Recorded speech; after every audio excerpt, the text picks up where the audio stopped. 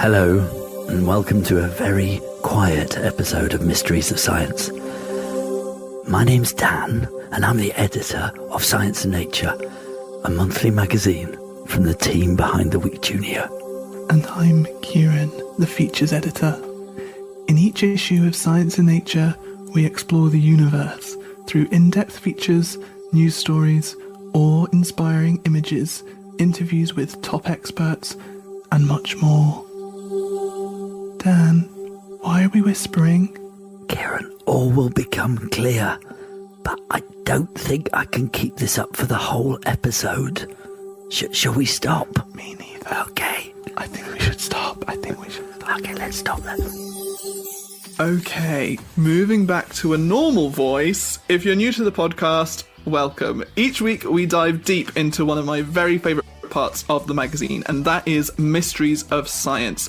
We look at all the stories that have left scientists scratching their heads for decades and, despite their best efforts, remain well and truly unsolved. So what are we talking or possibly whispering about today, Dan? Well, seeing as this is a podcast that you listen to, not something you watch or read, it felt like the perfect time to talk about a mystery of sound, specifically a strange phenomena called ASMR.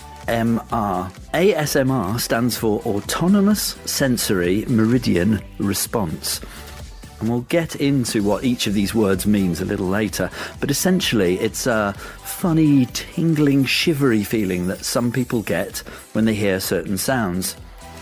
The thing is, nobody knows why people experience it.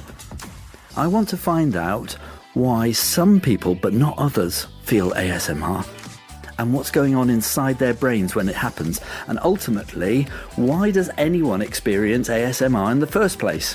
What reason is there for humans to react in such a strange way to unusual noises? So it sounds like we've got another mystery to solve.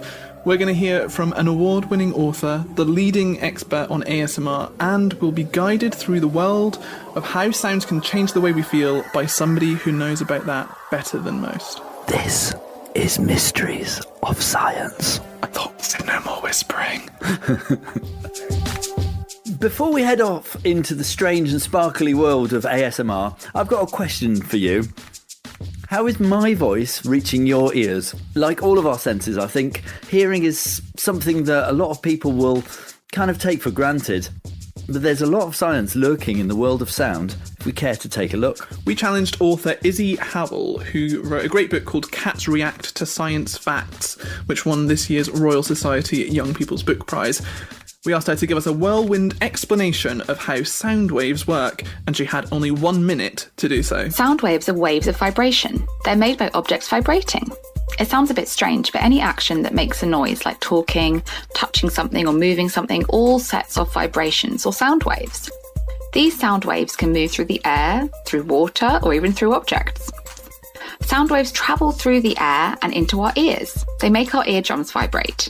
The vibrations then travel through the inner ear, and then they're sent as a message to the brain along nerves. The brain interprets this message and understands the sounds that you're hearing.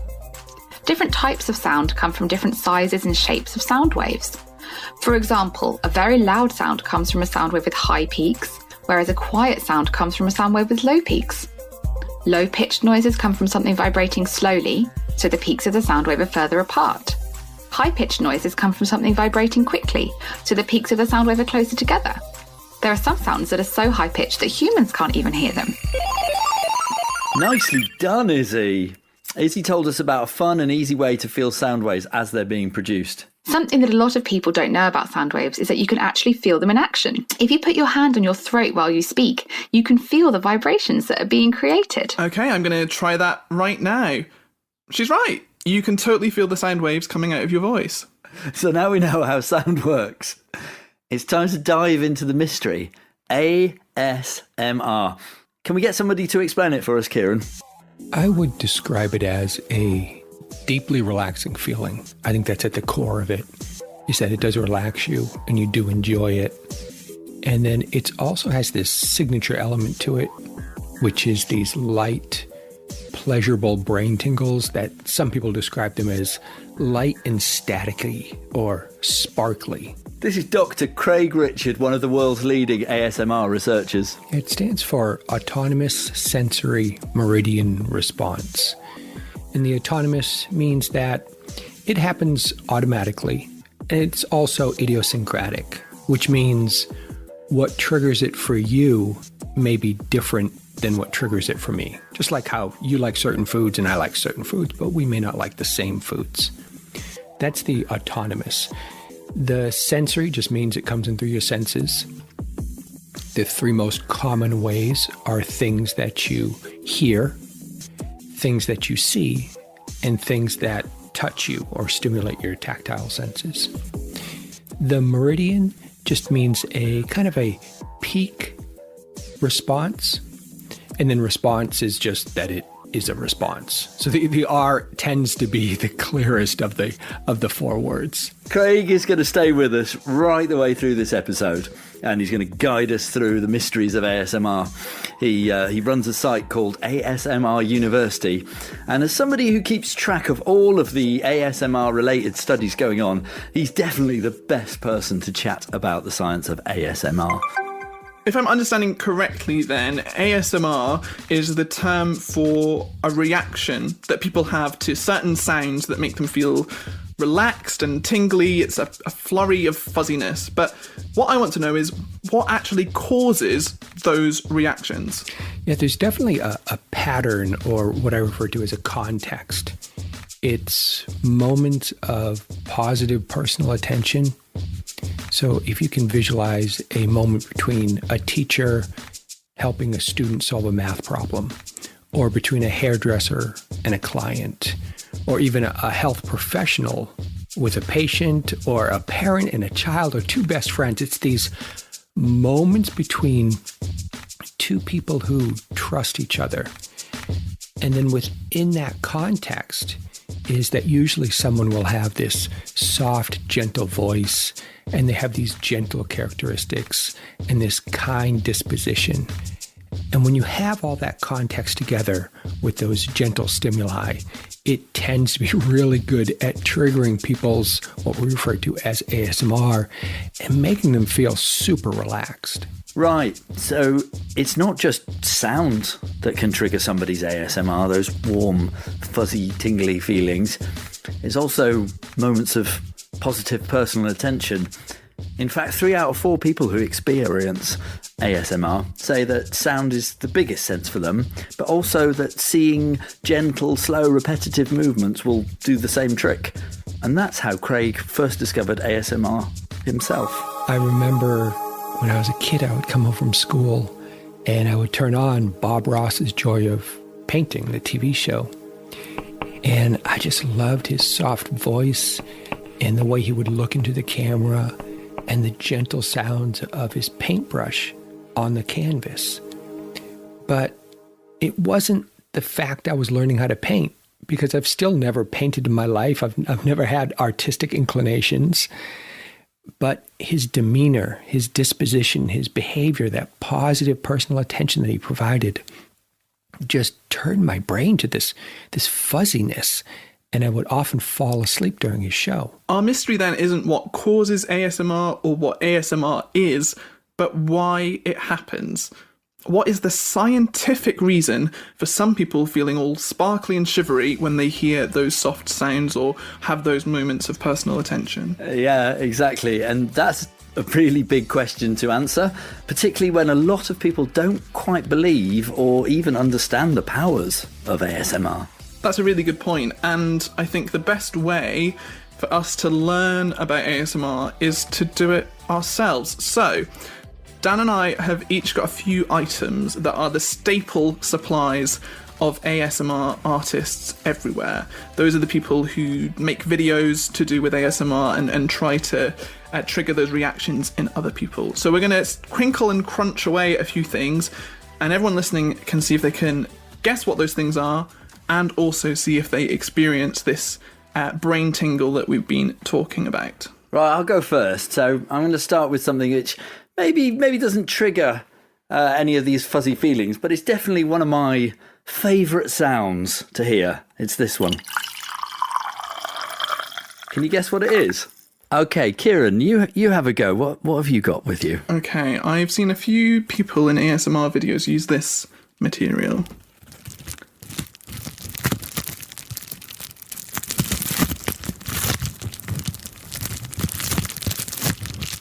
Any ideas? Oh, nice. Oh, that gave it away, I think.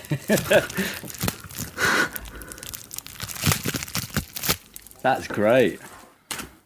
Does that work for you, Dan?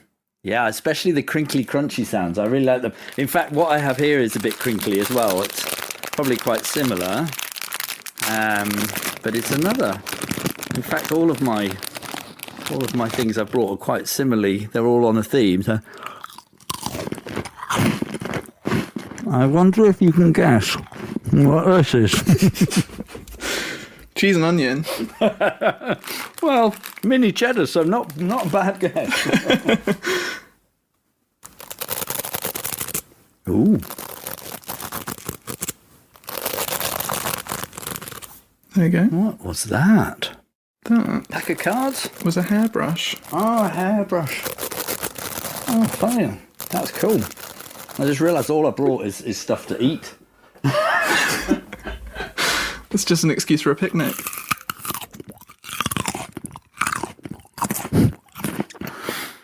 Is it a bit disgusting hearing me eat? Well, it was fine until you started talking. You know what, Ciaran? I think that everyone should have a go at this. Why don't we ask people to send in some of their own sounds and see if we can guess what they are? I love that idea. Yeah, why don't you record yourselves using a phone or a computer and send it in to the usual email address, hello@science-nature.co.uk. So, question is, did that give you tingles? Did anyone get tingles off those sounds? Well, don't worry if not. It might just be because we're not actually ASMR artists. I mean, we've never done this before. But you can find plenty of examples of their work, and also examples of Bob Ross videos, the ones that Craig mentioned, on YouTube Kids. There's even a video of guinea pigs chomping on vegetables. This probably sounds a little bit like me eating a carrot, which may trigger ASMR for some people. And after this episode, you can maybe take a listen and investigate some of those videos yourself and see what, if anything, gives you any kind of response, and what kind of sounds cause tingles. Another reason that you might not have felt anything when we were doing those sounds is simply because not everybody reacts to ASMR triggers.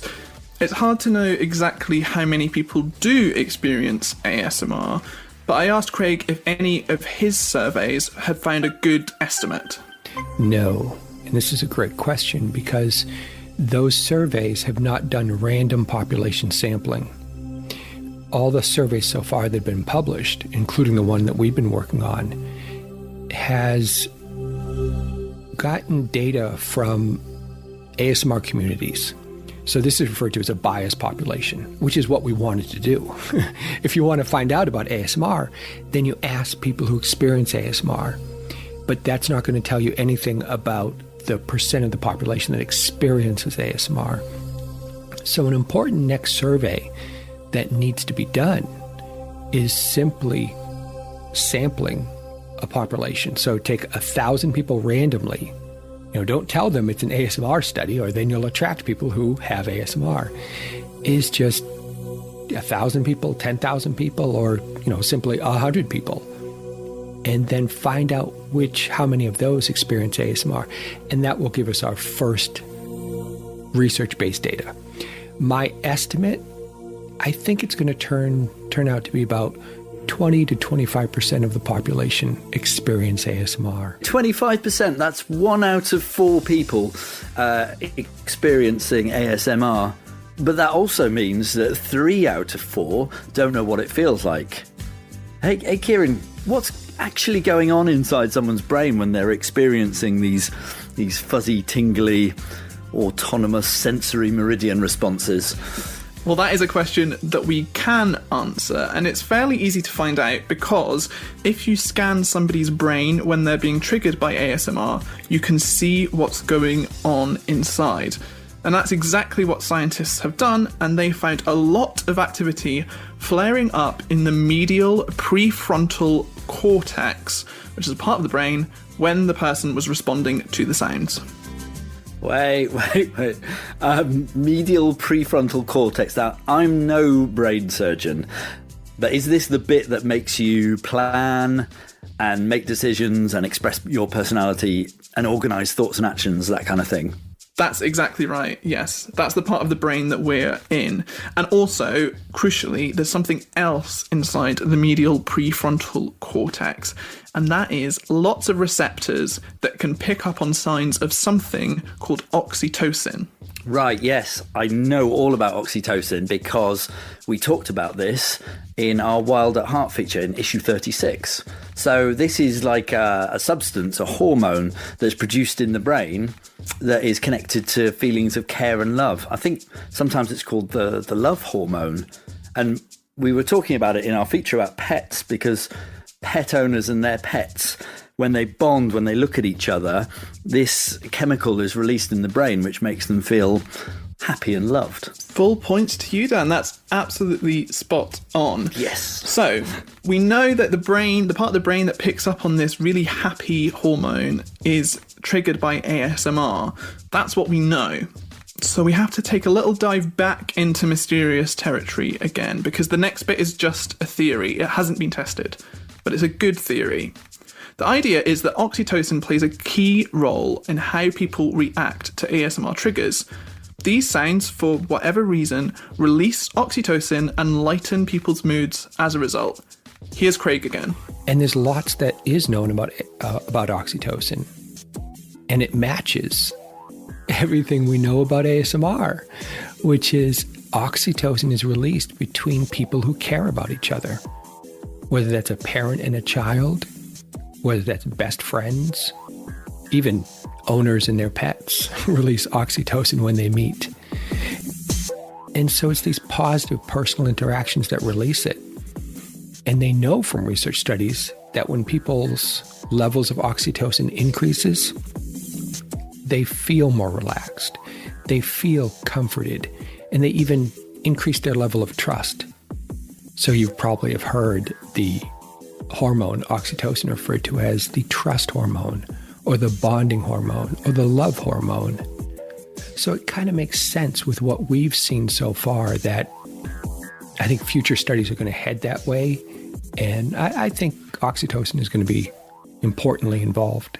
Ah, right. Okay, I feel we're getting somewhere now. So with a bit of clever deduction and guesswork, we can reasonably assume that people who experience ASMR get this pleasant rush because oxytocin, that's, the love hormone, is released, and that makes them feel relaxed, peaceful, and loved. That's it. Mystery solved. That's got to be our quickest podcast yet. I will see you soon, Dan. Hey, whoa, Ciaran, wait a minute. We've not answered all of my questions yet. Remember, I want to know the reason why anyone experiences ASMR in the first place. Okay, so lots of things make us feel relaxed and loved. I mean, a hug, kind words, a lovely hot bath, or a bedtime story. But why did humans evolve this strange ability to go all tingly and sparkly when they heard these certain sounds or saw certain things? Okay, fine. Mystery unsolved again. Sorry, mate. Don't get disheartened, though. I think there are some good theories that answer that very question. My favourite one relates ASMR to similar activities that our cousins the primates get up to. If you've been to a zoo or wildlife park, you've probably seen monkeys grooming each other. And why do they do that? Well, let me tell you. It allows them to bond as friends and mates, and it lowers their heart rates, it calms them, and it soothes them, especially after they've had a fight. And these are the same sort of things that ASMR does for humans. And right back at the start when we talked about the main triggers, similar examples keep coming up. So, hair brushing, someone taking, care of you or paying close attention to you, or whispering in a soothing story. It's possible, What do you say? That ASMR is to us what picking fleas off another monkey's back is to a monkey. So you're saying that it's something that's biological, it's a deliberate way for us to relax when we're with people that we love? Exactly. I mean, we don't pick fleas off each other, at least not anymore, but, the ideas are connected. I like that idea, and from the reading that I've done on the topic, it's a pretty solid theory given what we know about ASMR already. But also, if that is true, if it is something that has naturally developed in humans as a way of expressing love from one person to the other, then it's a shame that not everyone gets to experience ASMR, because clearly it's a way that humans are meant to stay happy and be made calm. Yeah, I agree, but let's go back to something that we said earlier. You know, ASMR is just one way that sound affects our moods. I'm on a roll here. I'm going to try out another theory. Could I try out another theory? I think that everyone can be affected by sounds. Like, maybe not in exactly the same way as ASMR, but, there's something that can make you laugh or cry or relax or bond with friends, remember something that happened years and years ago, or get excited for the summer, get that Christmassy feeling, a holiday that you spent, in a special place. And do you know what that thing is? It's music. It's just amazing how music has the power to impact our spirit, soul, and our just whole being. Like, we could have asked almost anyone to come and talk to us about the power of music, but Ella was just a fantastic choice. She's part of the De Montfort University Gospel Choir, and later this year, this UK choir is travelling to a massive World Expo in Dubai.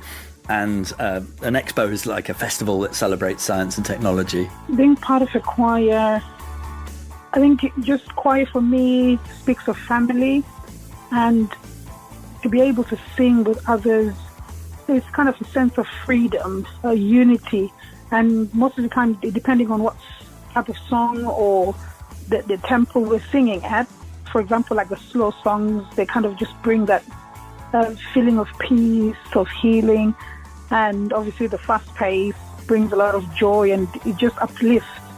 And it's amazing how it impacts us, the singers, and also impacts the listeners. In many ways, the fact that sounds can have such a big impact on us is really no mystery at all. All of our senses are incredibly powerful, and they all change the way that we feel all the time. The smell of our favourite meal evokes one reaction, the stench of rotten eggs another. The sight of your best friend makes you smile, the sight of another pile of homework can make you frown. Tasting sweets? Nice.